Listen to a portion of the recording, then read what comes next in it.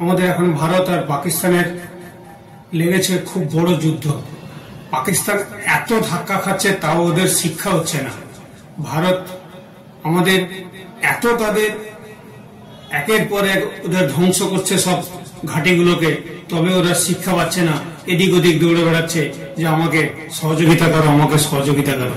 কেউ সহযোগিতা করছে না তাদের, তবেও ওরা হার মানতে নারাজ।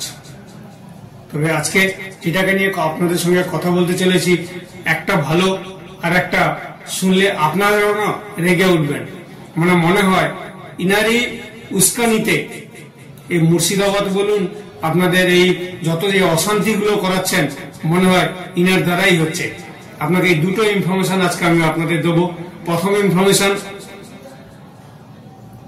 আমাদের ভারত সরকারের যে আমাদের যে হোয়াটসঅ্যাপ গ্রুপ আছে, সেই গ্রুপে একটা ইনফরমেশন এসছে। সেই ইনফরমেশনটা আপনাদের আমি একটু শেয়ার করে দিই। কোনো মন্তব্য দেশের বিরুদ্ধে গেলেই ব্যবস্থা নিন, আপনিও যোদ্ধা হতে পারেন। যুদ্ধ শুধু দেশের সেনারা লড়বে, সেটা একদম ভুল। দেশের প্রতি অগাধ ভালোবাসা থাকলে আপনিও লড়তে পারেন। বুঝতে পেরেছেন? আপনিও দেশের সৈনিক হতে পারেন। তার জন্য আপনাকে বন্দুক হাতে নিতে হবে না বা পাক সীমান্তে ছুটতে হবে না। বাড়িতে বসেই দেশের সেবা সেটাও আপনারা করতে পারেন। ফেসবুক, টুইটার এবং ইউটিউব বা অন্যান্য সোশ্যাল মিডিয়ায় ভারত বিরোধী প্রচার দেখলেই সেগুলো বন্ধ করা হবে, নোটিশ দিয়ে জানিয়ে দিল ভারত সরকার। আমাদের হোয়াটসঅ্যাপ গ্রুপে কালকে এসছে, সেটা আমি আপনাদের আজকে জানালাম। এটা ভারত সরকারের তরফ থেকে পাঠিয়েছে। ইতিমধ্যেই পাকিস্তান এবং বাংলাদেশের বিভিন্ন সোশ্যাল মিডিয়া বন্ধ করে দেওয়া হয়েছে। আপনিও এই যুদ্ধে দেশের একজন যোদ্ধা হতে পারেন। সোশ্যাল মিডিয়াতে দেশ বিরোধী কাজ দেখলেই সোজা ministry of information and broadcasting, the ministry of electronics and information technology তে আপনি ডিটেলস শেয়ার করতে পারেন। এখানে দেখুন আপনারা, এখানে মেল আইডি দেওয়া আছে, 3টে মেল আইডি দেওয়া আছে, 1, 2, 3 মেল আইডি দেওয়া আছে। HMOর এখানে ইমেল আইডি দেওয়া আছে। এখানে Neeraj Kumar, joint secretary of coordination, উনার ইমেল আইডি দেওয়া আছে, টেলিফোন নাম্বার দেওয়া আছে। এনার কথা আমি আপনাদের বলছি যে উনি মানে পাকিস্তানের পক্ষ নিয়ে উনি কথা বলছেন।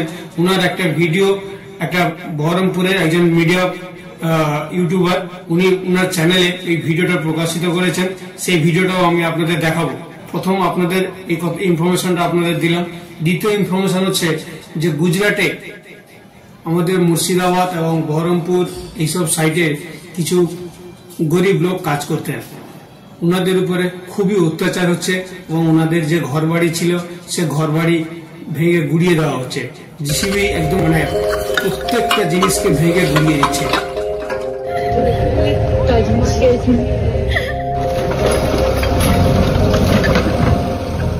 এই নারীর বাড়ি ছিল এটা, মঙ্গলবার সকাল পর্যন্ত। ভেঙে দেওয়া ঘর থেকে যদি কিছু জিনিসপত্র সরিয়ে নিয়ে যেতে পারেন, তাই আবারও ফিরে এসেছিলেন ঘরে। ঘর আর নেই, তা এখন ধ্বংসস্তূপ। এখানকার কয়েকশো মানুষের ঘরবাড়ি ভেঙে দেওয়া হয়েছে মঙ্গলবার সকাল থেকে।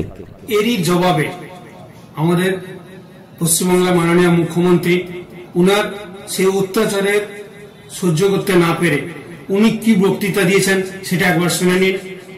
অনেক কমপ্লেন আমরা রিসিভ করছি, বাংলায় কথা বললেই পরিযায়ী শ্রমিকদের ওপর অত্যাচার হচ্ছে।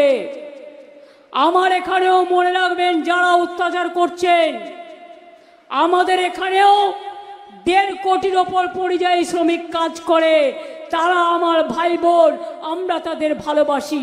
আমরা যদি তোমাদের ভালোবাসি, তোমরা কেন আমার ভাই বোনের গায়ে হাত দেবে?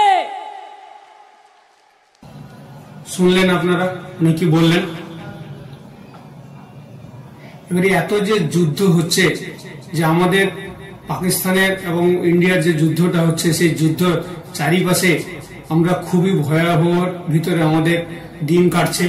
যে কোনো মুহূর্তে আমাদের উপরও অ্যাটাক হবে, আমাদের সাবধান থাকতে হবে। যখনই সাইরেন বাজবে দয়া করে আপনারা ঘরে ঢুকে যাবেন, এমন জায়গায় সেফ নেবেন যাতে বন্দুক, গুলিগোলার আওয়াজ বা বারুদের আওয়াজ যাতে আপনাদের কানের কাছে এসে না পৌঁছায় বা আপনাদের গায়ে যাতে টাচ না করে। যতটা সম্ভব আপনারা সঙ্গে সঙ্গে সাইরেন বাজলেই আপনারা ঘরে ঢুকে যাবেন। এর আগে একটা ভিডিও আমি আপলোড দিয়েছি, নিশ্চয়ই আপনারা শুনেছেন যে কি করে মক ড্রিল করতে হবে, তার ভিডিওটা আমি এর আগে আপলোড দিয়েছি। আপনারা আশা করি আপনারা দেখেছেন, যদি না দেখে থাকেন আই বটনে দেওয়া আছে, আপনারা দেখে নিন। ये मॉक ड्रिल कराया जा रहा है, जुनवानी मॉल चौक पर स्थित है। पुलिस प्रशासन की टीम है, सीएफ है, एनसीसी के लोग हैं, सभी लोग हैं। और जब हवाई हमला होता है, युद्ध होता है, तो किस तरह से आपको बचना होगा। देश में कई जिले हैं जहां पर ये जो है युद्ध अभ्यास यानी कि मॉक ड्रिल कराया जा रहा है। आम जनता को ये सिखाया जाता है मॉक ड्रिल में कि कैसे युद्ध के वक्त में खुद को बचा कर रखना है। আমাদের মাননীয় মুখ্যমন্ত্রী এই নিয়ে কি বলছেন আপনি শুনুন। আমরা সবাই একসাথে কাঁধে কাঁধ মিলিয়ে এই লড়াইতে, আমরা যারা লড়াই করছে পহেলগাঁওয়ের বিরুদ্ধে, টেরোরিজমের বিরুদ্ধে, সন্ত্রাসের বিরুদ্ধে, তারা কাঁধে কাঁধ মিলিয়ে লড়াই করব। এই সময় আমাদের মধ্যে কোনো বিভেদ যেন না হয়। শুনলেন উনি কি বললেন, আশা করি আপনারা বুঝতে পেরেছেন। সবাইকে সাবধান হতে হবে এবং সবাইকে কাঁধে কাঁধ মিলিয়ে, সবাইকে হাতে হাত মিলিয়ে, এই সময় কোনো রাজনীতি নয় আর এই সময় কোনো বিপক্ষ কিছু নয়, সবাইকে কিন্তু একত্রে মিলে আমাদেরকে কিন্তু ভারত বাঁচাতে হবে। আমাদের ভারত কিন্তু কোনোভাবে যাতে কোনো ক্ষতিগ্রস্ত না হয় সেটা কিন্তু আমাদের আগে দেখতে হবে, তারপরে রাজনীতি, তারপরে বাকি সব লড়াই। প্রথম আমাদের ভারত, তারপরে যাওয়া হবে। এবারে সেই জায়গায় একজন আইপিএস অফিসার, যিনি সংবিধান পড়ে আইপিএস অফিসারের চাকরি পেয়েছেন, উনি আইপিএস এর চাকরি করছেন আমাদের পশ্চিমবাংলাতে, উনি কি বলছেন, কিভাবে বাজেটটাকে গরম করছেন, কিভাবে ভায়োলেন্স করছেন। আপনার যদি কথাগুলো আপনারা শুনবেন, দেখে আপনাদের মতামত কিন্তু আপনারা অবশ্যই জানাবেন। ভিডিওটা দেখে আপনারা এমনি চলে যাবেন না বা এমনি ভিডিওটাকে কাটবেন না, আপনাদের মতামত কিন্তু অবশ্যই আপনারা কমেন্টস বক্সে লিখবেন। আপনারা যদি দেখেন না, আপনারা সত্যিকারে আপনারা অবাক হয়ে যাবেন।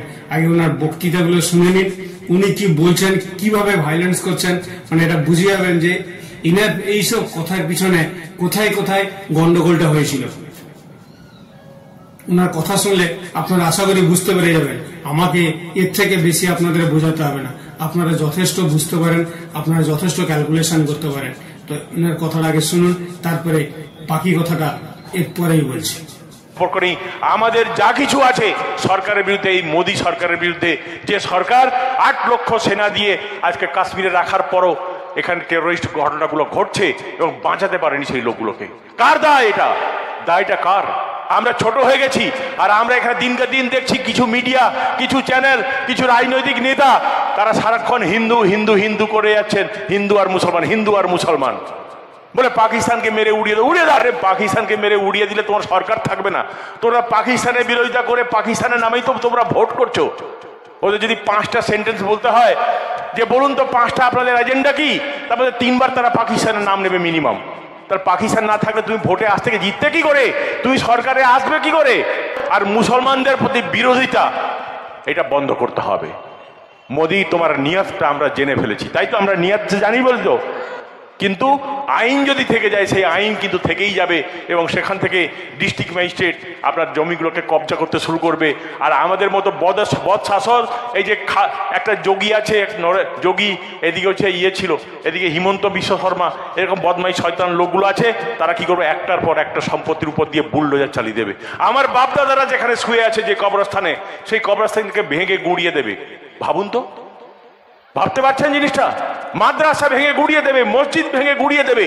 আমরা এমন আন্দোলন তৈরি করব সংগঠিত হবে যে আমরা সবাই মিলে এর বিরোধিতা করে সেই রোল ব্যাক করতে হবে। যে আইন তুমি করেছো সেই আইনকে তুমি প্রত্যাহার করো, যে থুতু তুমি ফেলেছো সেই থুতু তোমাকে দিয়েই চাটাবো, ঠিক আছে? এই কথা বলে আজ ভাইদের মোবাইল আছে আপনাদের কাছে? যার কাছে মোবাইল আছে একটু লাইট জ্বেলে আমাদের এক কথা দেখান তো যে আমরা একসঙ্গে আছি সবাই। লাইটটা জ্বালান। কারা কারা আমাদের সঙ্গে একসঙ্গে আছে? মোবাইলটা লাইটগুলো জ্বালান। আমরা একসঙ্গে লড়াই করব তো? লড়াই করব? একটু দাঁড়িয়ে যান, একটু দাঁড়িয়ে যান। নারায়ে তাকবীর, নারায়ে তাকবীর, হিন্দুস্তান জিন্দাবাদ, ভারতবর্ষ জিন্দাবাদ, অল ইন্ডিয়া পার্সোনাল ল বোর্ড জিন্দাবাদ, এই মোদি অমিত শাহ মুর্দাবাদ, এই মোদি অমিত শাহ মুর্দাবাদ। কিসের তথ্য ফাঁস করিয়ে দিলেন? এই তথ্য ফাঁস করিয়ে দিলেন, নিয়তি কি সেটাও জেনে গেলেন, আমাদের প্রধানমন্ত্রীর নিয়তিটা কি সেটাও সে বুঝে গেলেন। একজন আইপিএস অফিসার, উনি কি আবার সংবিধান পড়েছেন, এনার নাম কি আছে আইপিএস কবির খান, উনি কি বলেছেন নরেন্দ্র মোদীর গোপন তথ্য ফাঁস করে দিলেন। যে ভাই ইউটিউব চ্যানেলে এই ভিডিওটা আপলোড দিয়েছেন উনি ওনার থাম্বনেইলে এটাই লিখেছেন যে ওনার আইপিএস কবির খান নরেন্দ্র মোদীর গোপন তথ্য ফাঁস করে দিলেন। মাননীয় প্রধানমন্ত্রীর সবকিছু তথ্য ওনার কাছে ছিল, উনি সব জায়গায় লড়ে যুদ্ধ করে চলে এসেছেন, এসে এইভাবে বাজারটাকে গরম করছেন। কি ভুল বলছি আমি? এখন কি এইসব করার সময়? যেখানে আমার ভারত মহান দেশকে বাঁচানোর জন্য সবাই সারা ভারতবর্ষ লেগে পড়েছে, ভারতবর্ষকে বাকি অন্যান্য দেশগুলো সাপোর্ট করছে, সেখানে ওনার এই ধরনের কথাবার্তা সাজে? আপনারা কি বলেন? আপনাদের মতামত অবশ্যই আপনারা কমেন্টস বক্সে লিখবেন, কিন্তু আপনারা এইভাবে ভিডিওটাকে এন্ড করে দিয়ে চলে যাবেন না প্লিজ। অবশ্যই আপনাদের মতামত কিন্তু জানাবেন। ইনার এই মতামত আমাদের মাননীয় মুখ্যমন্ত্রী কি বলেছিলেন সেটাকে আপনাকে একটু শোনাই, তারপরে বলছি। যারা বিভ্রান্তমূলক প্ররোচনামূলক খবর ছড়াবেন এখন, সেই ইউটিউবই হোক, ফেসবুকই হোক, চ্যানেলের একাংশই হোক,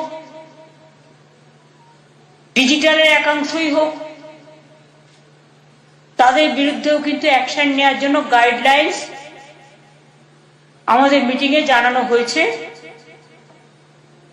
এবং আমরাও জেনেছি। আমাদের মুখ্যমন্ত্রী, মাননীয় মুখ্যমন্ত্রীকে বলি, আপনি কি বললেন? ইউটিউব, ফেসবুক, সোশ্যাল মিডিয়া, কোন নিউজ চ্যানেল, যে কোনোতে এইভাবে কোনো ভায়োলেন্স কেউ যদি করে, এই ধরনের কোনো যদি কথা কেউ যদি বলে, তাহলে আপনি তার যথাযথ তার অ্যাকশন নেবেন। তাহলে ইনার অ্যাকশনটা নিন আপনি। আমি আপনাকে বলছি আপনি এর অ্যাকশনটা নিন। ওনার কথাবার্তাগুলো শুনলেন, উনি কি বললেন, ইনার অ্যাকশনটা নিন। আইপিএস অফিসার নেবেন না অ্যাকশন? এই ধরনের সোশ্যাল মিডিয়াতে এইভাবে ভিডিও আপলোড দিয়ে পাবলিককে এইভাবে উত্তেজনাটা করাটা কি ঠিক?